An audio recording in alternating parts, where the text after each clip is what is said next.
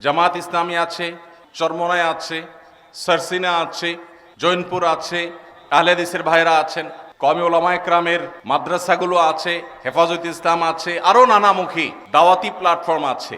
বিচিত্র এবং নানাবিধ দ্বীনি প্ল্যাটফর্ম থাকার কারণে প্রত্যেক প্ল্যাটফর্মের কিছু অনুসারীরা তার ভিন্ন মতের প্ল্যাটফর্মের ভাইদেরকে একটু খোঁচা মারার জন্য প্রশ্নের সুরতে আমার কাছে কিছু আলপিন দিয়ে দিছে।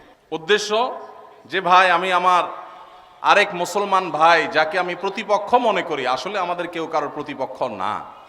সময় হয়েছে কাঁধে কাঁধ মিলাবার, সময় এসেছে বুকে বুক মিলাবার। আর কতকাল শক্তি ক্ষয় করবেন নিজেদের মধ্যে? শক্তি ক্ষয় করুন কমন শত্রুর বিরুদ্ধে। এই দেশ, এই মাটি মুসলমানদের। আশরাফ আলী থানভী রহমতুল্লাহ আলাইহির খলিফা হযরত মাওলানা আবরারুল হক সাহেব রহিমাহুল্লাহ তিনি বলতেন, दीन के हर काम करने वालों को रफीक समझो, फरीक ना समझो। যারাই আল্লাহর দ্বীনের কাজ করবে তাদের সবাইকে আমরা বন্ধু মনে করব, প্রতিপক্ষ মনে করব না। আমার একটা পথ আছে, আপনার আরেকটা পথ। আমি একটা উপায়ে কাজ করি, আপনি আরেকটা উপায়ে কাজ করেন। উদ্দেশ্য আমাদের একটাই, আমাদের সবার বন্ধু আল্লাহ আর আমাদের সবার শত্রু শয়তান। এটা নিয়ে আমাদের কারোর মধ্যে কোনো মতপার্থক্য আছে? যত সিলসিলা আছে, যত দরবার আছে, যত দ্বীনি দাওয়াতি প্ল্যাটফর্ম আছে, যত চিন্তার মুসলমান আমরা এখানে আছি, আমাদের বিভিন্ন বিষয়ে মতপার্থক্য থাকলেও আমাদের মূল বন্ধুকে, মূল শত্রুকে এটা নিয়ে কোনো ভিন্ন মত আছে? শুধু পার্থক্য হলো যে আমাদের শত্রু ইবলিস, তাকে দমন করবার জন্য, তার শয়তানি বন্ধ করবার জন্য কে কোন উপায়ে কাজ করব।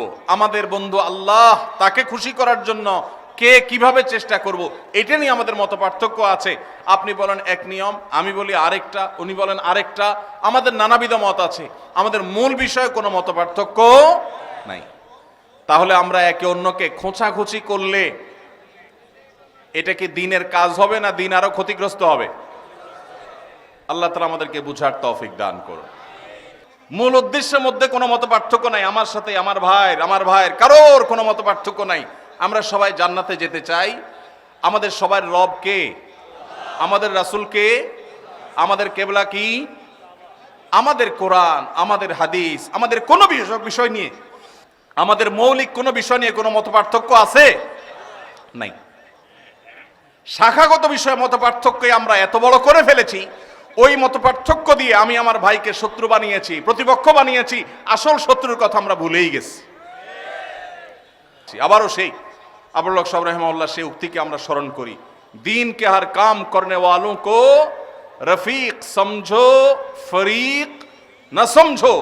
আমার ভাই কোন একটা প্ল্যাটফর্মে আল্লাহর দ্বীনকে বুলন্দ করবার জন্য, কোরআন এবং হাদিসকে বিস্তার করবার জন্য, আল্লাহর বান্দাদেরকে আল্লাহমুখী করবার জন্য চেষ্টা করছেন। আমার কাছে মনে হচ্ছে এই পদ্ধতি খুব বেশি ইফেক্টিভ না, আমার কাছে মনে হচ্ছে তিনি যেভাবে করছেন তাতে কিছু ভুল ত্রুটি হচ্ছে। এরপরেও তারও যেহেতু উদ্দেশ্য ভালো, আমি তার প্রতি সহযোগিতাপূর্ণ মনোভাব থাকবে। সে আমার বন্ধু হবে, শত্রু হবে না। ভাইরা আমার, আমরা ভিন্ন মতের মানুষদেরকে বিভিন্ন সময় দাওয়াত দেই না? আওয়ামী লীগ করলে বিএনপির লোক, বিএনপির লোক করলে আওয়ামী লীগের লোক, পরস্পরের মধ্যে দাওয়াত দেওয়া দেই হয় কি হয় না? হয়। এমনকি একই মার্কেটে ব্যবসা করছে, পাশাপাশি দোকানদার, নিজেদের মধ্যে কম্পিটিশন আছে, এরপরেও কিন্তু তারা একে অন্য একসাথে বসে খায়, দাওয়াত দেয়। আছে না নাই? দুর্ভাগ্য আমাদের, এক পীরের মুরিদ আরেক পীরের মুরিদকে দাওয়াত দিয়া সাধারণত খুব কমই খাওয়ায়। অনেক আল্লাহর বান্দা আছেন, কিন্তু আমাদের অনেকের কলিজা এত ছোট যে আমরা অন্য আরেকজনকে দাওয়াত দিলে মনে করি আমার বোধহয় ঈমান আমল শেষ হয়ে যাবে। ঠিক না ঠিক? এক মতের মুসলমান অন্য মতের মুসলমানকে দাওয়াত দিলে মনে হয় তার জাত চলে যাবে। ঠিক না ঠিক? ভাইরা আমার, আমাদের মাহফিলগুলো, আমাদের দ্বীনি আয়োজনগুলো পারস্পরিক সহযোগিতাপূর্ণ মানসিকতা থাকতে হবে। সময় হয়েছে কাঁধে কাঁধ মিলাবার, সময় এসেছে বুকে বুক মিলাবার। আর কতকাল, আর কতকাল শক্তি ক্ষয় করবেন নিজেদের মধ্যে? শক্তি ক্ষয় করুন কমন শত্রুর বিরুদ্ধে। এই দেশ, এই মাটি মুসলমানদের। এদেশে যত জুলুম, নির্যাতন, নিষ্পেষণ, এগুলো সবচেয়ে বেশি সয়েছে মুসলমানেরা আল্লাহ এবং তার রাসূলের আনুগত্যের কারণে। এরপরও যদি আমরা পরস্পরের সাথে কাঁধে কাঁধ মিলিয়ে কাজ না করি, আপনি আপনার উপায়ে কাজ করবেন ভাই, আমি আমার উপায়ে কাজ করব। আমি আপনারটাকে সঠিক মনে করি না, কিন্তু তাই বলে আপনাকে আমি শত্রুও মনে করি না, কারণ আমাদের উভয়ের গন্তব্য এক। আল্লাহ আমাদেরকে এক এবং নেক হওয়ার তৌফিক দান করুন। উর্দুতে একটা কথা আছে, তুম এক नहीं होगे जब तक तुम नेक नहीं होगे। ততক্ষণ পর্যন্ত আমরা ঐক্যবদ্ধ হইতে পারবো না যতক্ষণ পর্যন্ত আমরা ভালো মানুষ না হব। একটি উদাহরণ আমি বিভিন্ন সময় দেওয়ার চেষ্টা করি।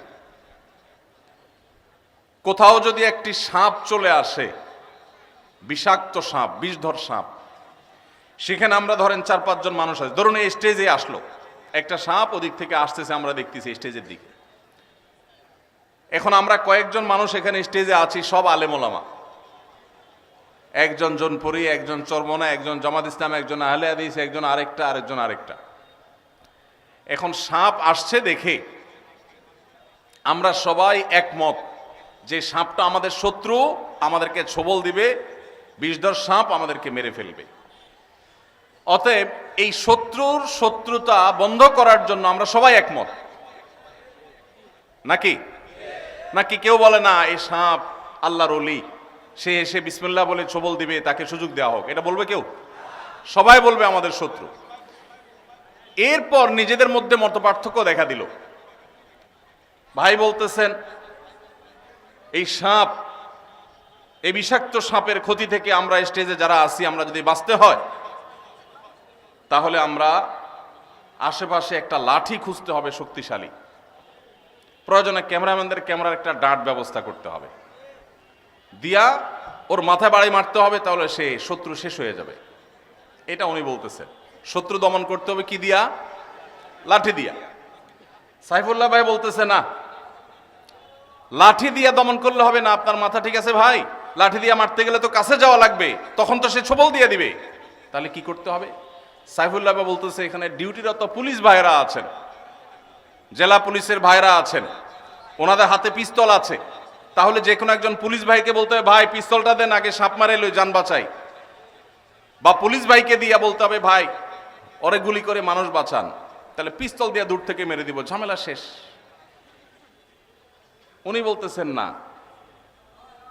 ওনার পুলিশ ভাইয়ের পিস্তলের গুলির হিসাব দিতে হবে, তার উপরের নির্দেশ ছাড়া গুলি করতে পারবে না, নানান ঝামেলা আছে, এতক্ষণ তো সাপ আমাদেরকে মেরে ফেলবে, তাহলে কি করবে?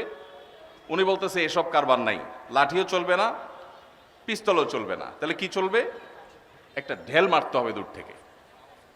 ঢেল যদি না পাওয়া যায় হাতের মোবাইল মেরে দেবো, দরকার হলে চায়ের কাপ মেরে দেবো, দরকার হলে যে মাছরাঙ্গা টিভির ভাইয়ের এইটা মেরে দিয়ে আবার যান বাঁচাবো, পরে এরকম একটা কিনতে পাওয়া যাবে। উনি বলতেছে একটা ঢেল মারতে হবে, তাহলে লাঠি, পিস্তল, ঢিল।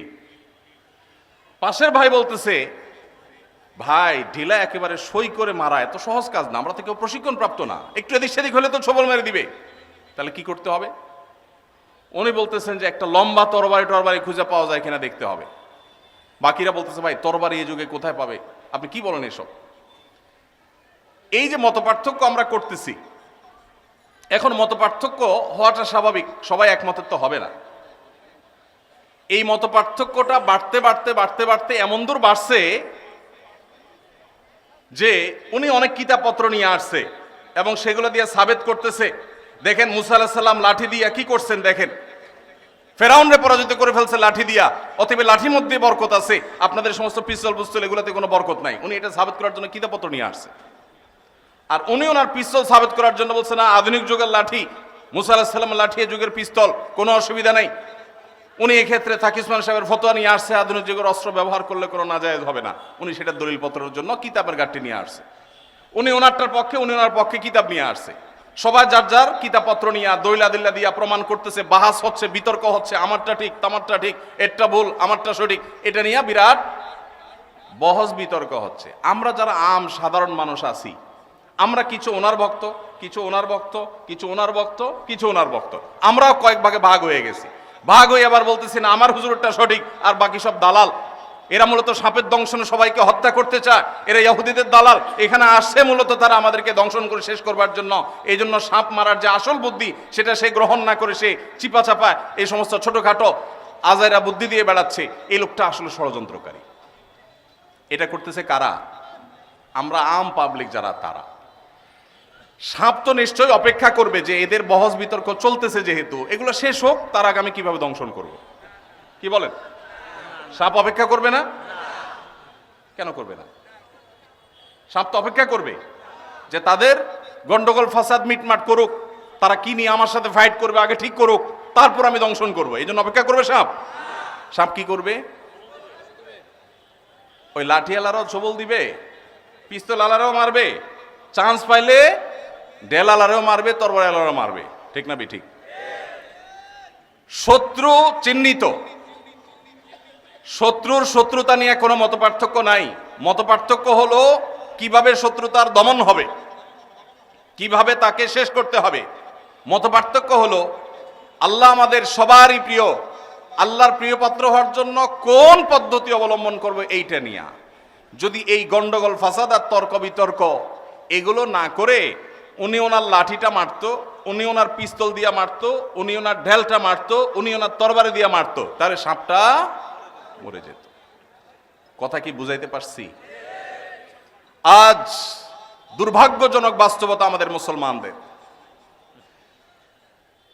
আমরা পদ্ধতি নিয়ে গন্ডগোল করছি, মূল উদ্দেশ্যের মধ্যে কোনো মত পার্থক্য নাই। আমার সাথে আমার ভাইয়ের কারোর কোনো মত পার্থক্য নাই। আমরা সবাই জান্নাতে যেতে চাই। আমাদের সবার রব কে? আমাদের রাসূল কে? আমাদের কেবলা কি? আমাদের কোরআন, আমাদের হাদিস, আমাদের কোনো বিষয় নিয়ে, আমাদের মৌলিক কোনো বিষয় নিয়ে কোনো মত পার্থক্য আছে? নাই। শাখাগত বিষয়ে মত পার্থক্য আমরা এত বড় করে ফেলেছি, ওই মত পার্থক্য দিয়ে আমি আমার ভাইকে শত্রু বানিয়েছি, প্রতিপক্ষ বানিয়েছি। আসল শত্রুর কথা আমরা ভুলেই গেছি। আসল শত্রু সে ফনা তুলছে মুসলিম মিল্লাতকে দংশন করবার জন্য, বাংলাদেশের মানুষের দিনদারিটাকে ধ্বংস করবার জন্য তারা ফনা তুলছে, আর আমরা আছি আমাদের নিজেদের মধ্যকার মত পার্থক্য নিয়ে। আল্লাহ তাআলা আমাদেরকে হেদায়েত দান করুন।